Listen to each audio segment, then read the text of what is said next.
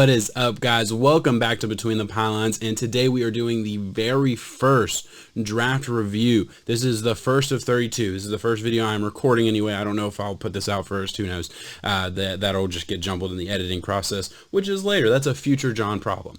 So today I am reviewing every single draft. I am going to do it a little bit differently, right? And I want to start there just to explain this a little bit. I'm a huge fan of the draft. I am such a big fan. Like, I love the economics of it all. I love the trades. I want to know every single trade that happened. The most frustrating thing as a child, before I learned that I could research everything, was that I would watch a trade happen and they wouldn't tell me what the value was, what the trade was. What did they give up for this pick? I never figured that out. It was something that always gnawed at me. So I am going to incorporate that into this video, and for a couple of reasons. One, I'm a draft nerd, and looking at value and looking at things like that, and how a team actually drafted, less just the players that they got, and more how they maneuvered the draft, how they created the most value for what they came in with. I think that's really important. It's something that I look at, and that's very important to me. So I'm going to grade based on that. I am also going to look at the players that were drafted in the first 3 rounds and give you kind of a little bit of a synopsis of those players, because those are the guys that are most likely going to be your starters. There's always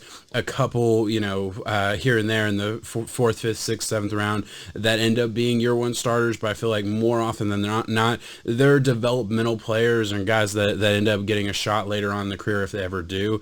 And the other part of it is, I'm not going to pretend to know the 26th linebacker that went in the 6th round. I just don't. I don't know anything about him. I did not go that deep, and I don't really ever plan on going that deep, because it so rarely actually matters, at least for any practical purposes. God love the people that do. It's just not something that I could ever see myself doing unless I was getting paid a lot of money to do it. Fun fact: don't get paid to do these videos. So what I'm going to do is I am going to grade the draft based on some criteria that I think are important, just guidelines in the draft that I find that the best teams always seem to do, and I am going to look at that. I'm going to grade them on the moves that they made in the draft and the picks that they made in the first 3 rounds. So the Patriots came into this draft with 12 picks, 4 of them being in the first 3 rounds, 1 first rounder and 3 third rounders. And they came out of the draft with 10 picks and grabbed a lot of talent. And I just want to go down the line of a couple guidelines that I always look at to see how the draft really played out. First thing is first. Was there a plan? Was there a clear plan that I can see based on the way they drafted, the way they picked, and the moves they made in the draft? And for the Patriots, yes, there was a plan. To me, the plan was build up the defense even more and get a couple tight ends in the mid-range of the draft to develop. They did both of those things really, really well. As you can see with their draft class, got a lot of defensive talent, went tight end. The big thing is they didn't go quarterback. Based on their draft, I have no reason to believe they were ever going to go quarterback. I have no reason to believe, based on the moves that they've made throughout this process, that they ever had any intention on either re-signing Tom Brady for the right price or going ahead with Jarrett Stidham, because those are the moves they made. And obviously, I could never know what they're thinking internally. That's just based on what they've done throughout the process. I have to believe that Bill Belichick is petting his dog right now, thinking that he can have one of the most dominant defenses in the league and figure it out on offense. We don't know what Jarrett Stidham is, but to be honest, you could put me back there, and I believe Bill Belichick can win 7 or 8 games with me. So I'm not really worried about Jarrett Stidham. I'm just not. I don't think that was a bad move at all. Next thing, did they draft an offensive lineman in the first 4 rounds? I think it's so indicative of the good teams. You can't really name a good team with a bad offensive line. You just can't. And that's, I say all that to say, if you could, the Patriots might be the only one you could maybe argue. But I mean, there was a reason they were not as good as they usually are last year, and their offensive line did struggle last year, and that was a huge red flag for that team. But the Patriots always seem to figure it out on offensive line. They never seem to have to invest high picks mistakes in the offensive line on a regular basis.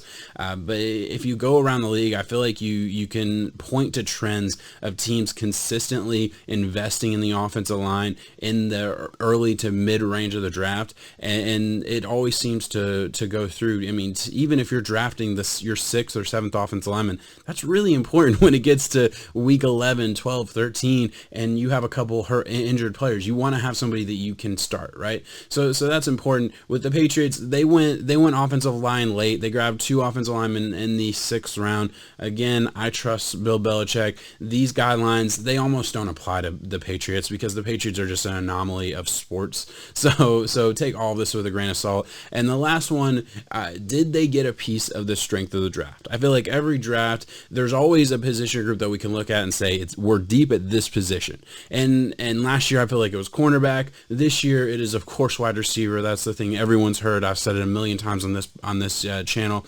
We are so deep at receiver. If you go look at the 7th round receivers that went, I guarantee you they would be going in the 4th or 5th round in other drafts. That's how deep this class was. So it's a no-brainer. Go wide receiver this year. So one of the guidelines, or the last guideline for me, is did they grab wide receiver? Again, that's a no. Patriots did not go wide receiver. They stuck to defense and tight end. So those are the 3 guidelines that I'm going to go throughout every video. I'm going to grade every single team on. All right, so now I do want to take a look at the picks in the first 3 rounds, and the Patriots did not have a first round pick. They traded out. I am going to talk about the trades in the next section of this video, so hang on tight on that. We are going to talk about Kyle Duggar right now, safety out of Lenoir-Rhyne, and this dude, he's just a man among boys, is really what he is. He is obviously from a small school, so he's kind of a tough evaluation for me personally. Really hard to kind of assess, is this dude just bigger and stronger than everybody and that's why he's succeeding, or is he legitimately a better player? So I struggle with that a little bit. At the end of the day, I'm going to say it a lot. I trust Bill Belichick's evaluation. If you made me pick the team that's going to take a safety out of Lenoir-Rhyne in the 2nd round, I would take the Patriots all day and trust them with whoever they're getting. So Kyle Duggar looks like a great player, but again, I was very difficult to assess based on the film that you're seeing on the screen right now, and that's just a tough eval.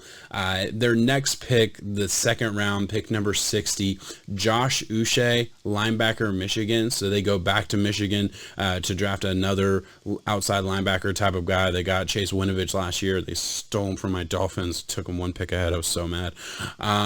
So this is a Kyle Van Noy type, and I'm not gonna lie, I'm pretty sure they said that on the broadcast that I watched, that this is a replacement for a Kyle Van Noy. They did lose Kyle Van Noy to the Dolphins this year, and that's just what this guy is. He's not explosive enough to be a true edge defensive end. I don't really trust him in space 100%. He's just going to be one of those utility knife type of guys that you can line up all over the front 7 and do a lot of different things with, and that's what the Patriots need. You know, he's going to set the edge very well. He's going to be good against the run. He's going to be a good blitzing linebacker. All of those things he's going to be able to achieve very well. So I expect a really good career out of this guy, Josh Uche.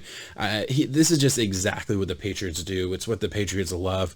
And with the next pick, they do go linebacker again. They're really fortifying this front 7 with the Patriots. The first 3 picks, safety, linebacker. You gotta love that for a team that's really just saying, hey, we're not gonna let you score, so you better hold us to 7 because we're holding you to 10. With pick number 87, the Patriots do take Inferne Jennings. I don't know if I'm saying that first name right. I am sorry.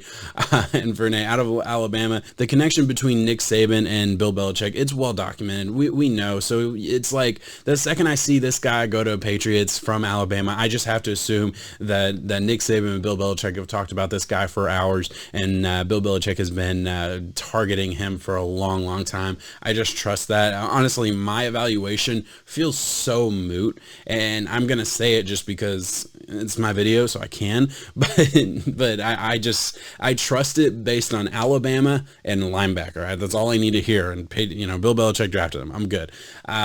So with that being said, for me, I did not have a 3rd round grade on this guy. I I really thought he'd be a day 3 pick. Very, very complete player. Again, this is kind of a guy, I wouldn't call him an elite athlete, but he can do a lot of different things well, just nothing elite. And to me, that didn't scream 3rd round to me. I just didn't see that. But again, that's just my 2 cents, and I'm going to not say anything else. And with the last 2 picks, the Patriots do go tight end. So they go tight end back to back in the 3rd round and really try and fortify that move tight end position that they desperately need. With Devin Asiasi, I think you're getting one of my favorite tight ends in the class, to be perfectly honest. After, of course, Cole Kmet, there's this big jumble of guys that I kind of all had in the same range, and some of them went as early as here, 2nd, 3rd round. Some of them didn't get drafted. It's how crazy the range was. For me, it didn't seem like it was that big, but obviously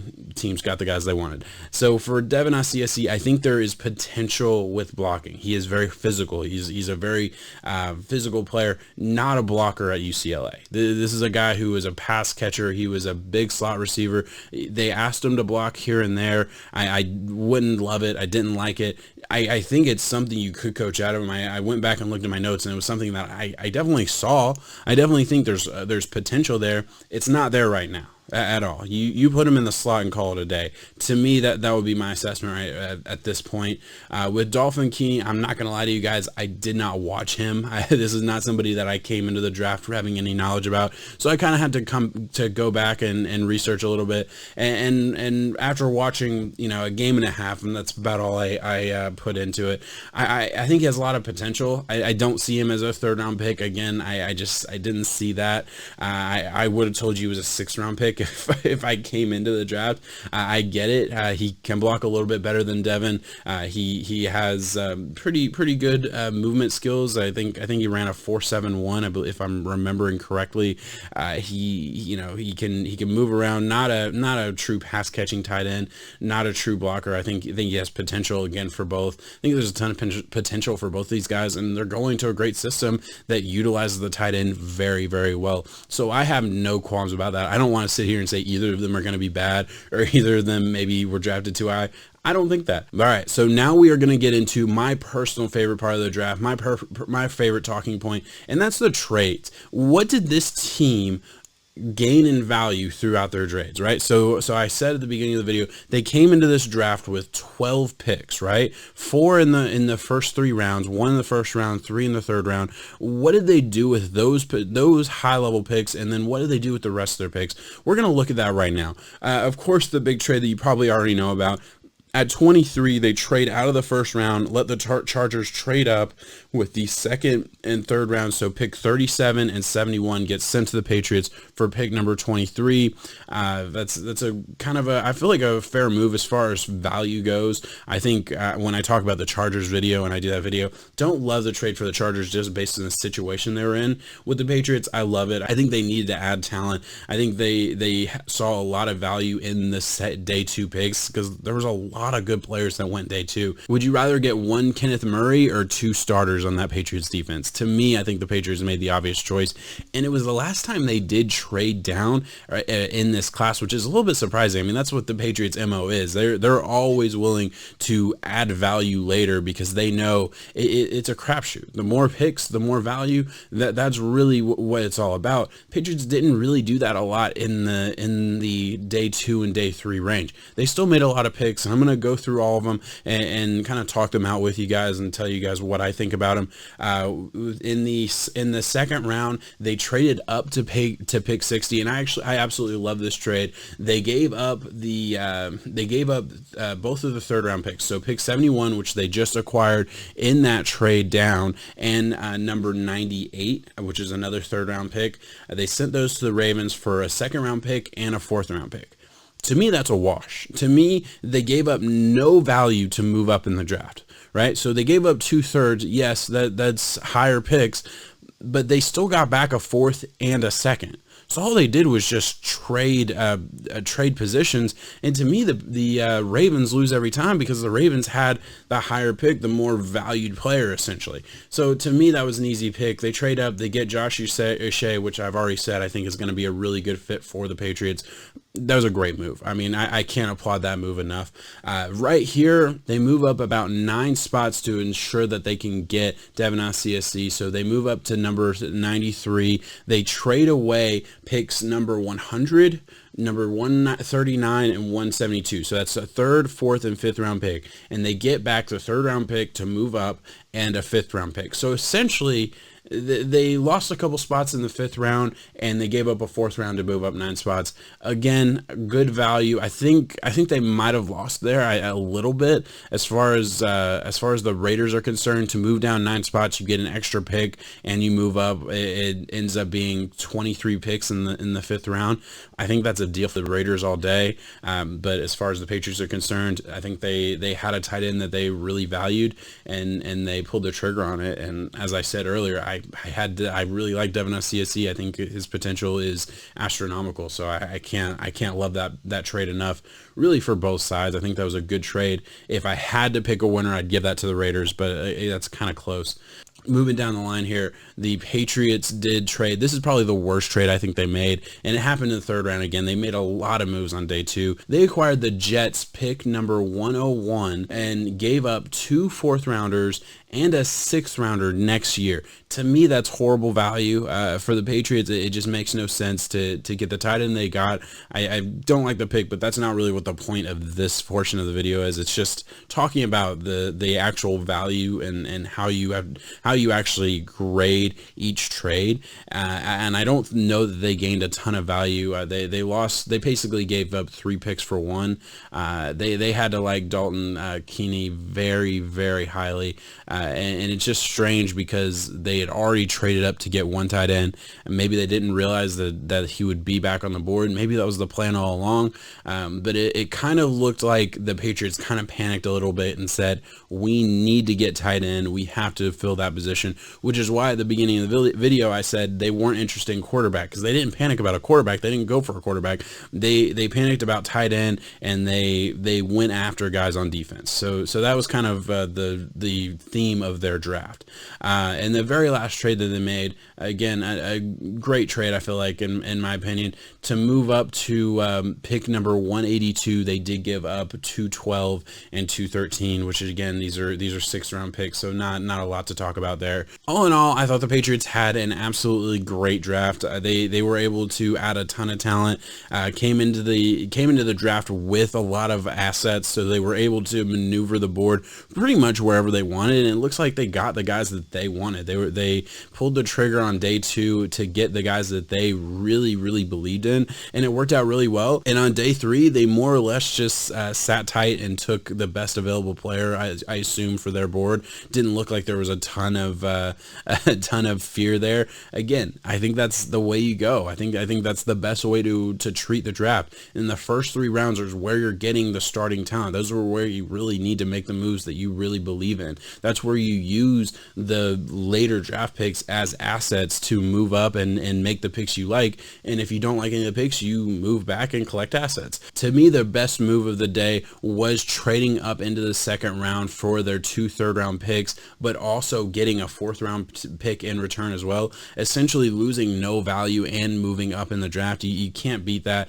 I absolutely love that pick, and I love the player that they got along with it. My least favorite pick was the trade that they made where they doubled down on tight end and gave up 3 assets for 1. But again, this is the 3rd round. I understand liking your guy and going get in. When it's Bill Belichick, how can you argue with it? And lastly, the biggest surprise of this draft to me, I mean, no quarterback. I'm not absolutely shocked, but I mean, going into the draft, I think we all thought it was definitely a possibility. The fact that there was ample opportunity to draft a Jacob Eason, maybe a Jacob Eason or a Jake Fromm would have been really interesting to me. I think I halfway expected one of those guys to be a later round pick with the Patriots, and taking a Jake Fromm or Jacob Eason in the 4th round, I don't think that doesn't mean you can't love Jarrett Stidham. You're adding another quarterback to the room, but obviously they either didn't like the pick or wasn't interested in the media outcry.